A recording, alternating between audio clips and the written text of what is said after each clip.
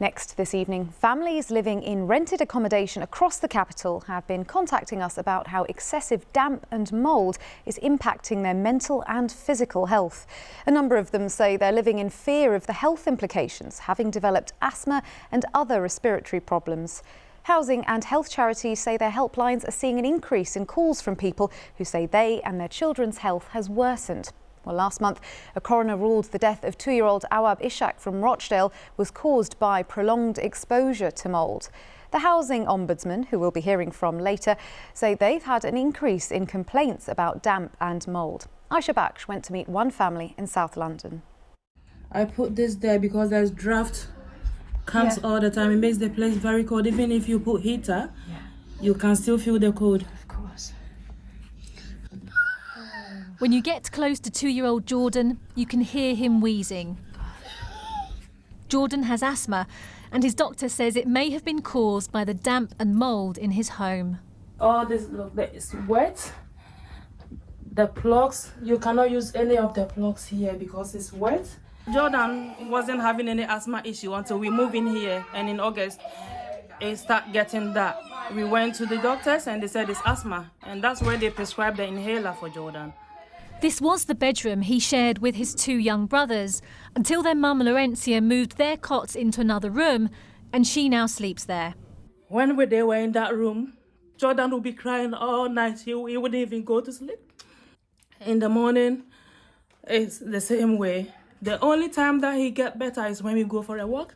The flat is owned by a private landlord and classed as temporary accommodation. It's managed by an estate agent, and although in the borough of Lambeth, the family were rehoused by Croydon Council, who cover the rent, which is over £1,000 a month. None of the extractor fans No, work? they don't work. And you've told that to the council? I've told them to the estate agent. All they said to me is they will tell the landlord and they will get back to me. They don't.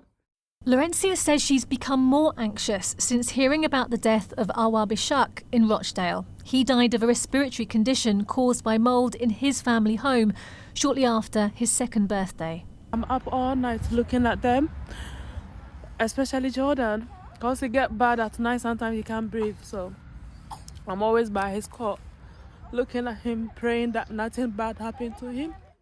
Jordan, Justin and Jamie are triplets, and single mum Lawrencia has been getting help with their health and housing worries from the charity The Twins Trust. These kids are touching the walls, they're touching their mouths, they're touching their noses. You know, mould can grow inside your body, as we've seen from this inquest. It can get into your lungs, and in a situation like that, it's really, really hard to keep them out of it. Health professionals say young children are particularly vulnerable to the impact of damp and mould, and they're concerned about the number of families living in poor quality housing. We know that people are becoming more unwell because of these things in their houses, but actually it's putting them at risk of life-threatening asthma attacks and affecting their lungs going forwards. So it's really important that we sort of take mould and damp and poor housing seriously. And hoping one day at least one person will listen to us. Not look at me, but look at them and then do something better to make their life better. And Aisha is with me now. Aisha, it was heartbreaking. You can just sense how distraught the mother is about her children's health. But I understand you've got an update for us tonight. Yes, that's right. I mean, you saw there, Lawrencia had made numerous complaints about her housing situation, about the mould, the drains, the broken extractor fans.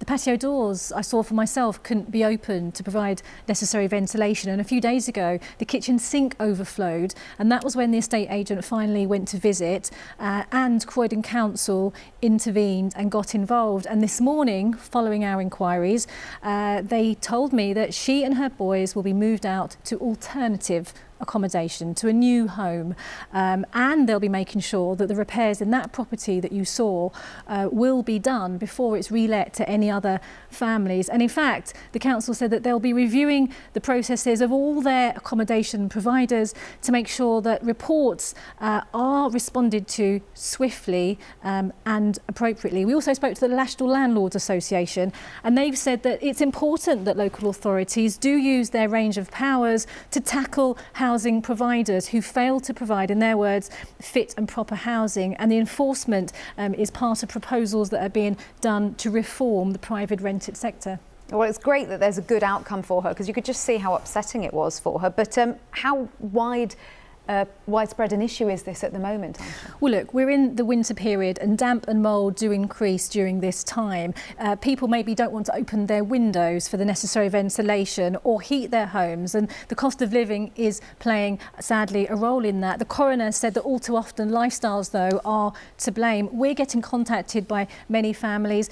The London Child Poverty Network have told us that they don't have a figure on the number of homes because there are simply too many. It's important to say, if you are struggling, contact your GP. There are helplines, some of the charities there, Asthma UK, Twins Trust and Shelter, all have helplines. The housing crisis means there is a shortage of homes, and that's also playing a role in this. Now, my colleague Harry Lowe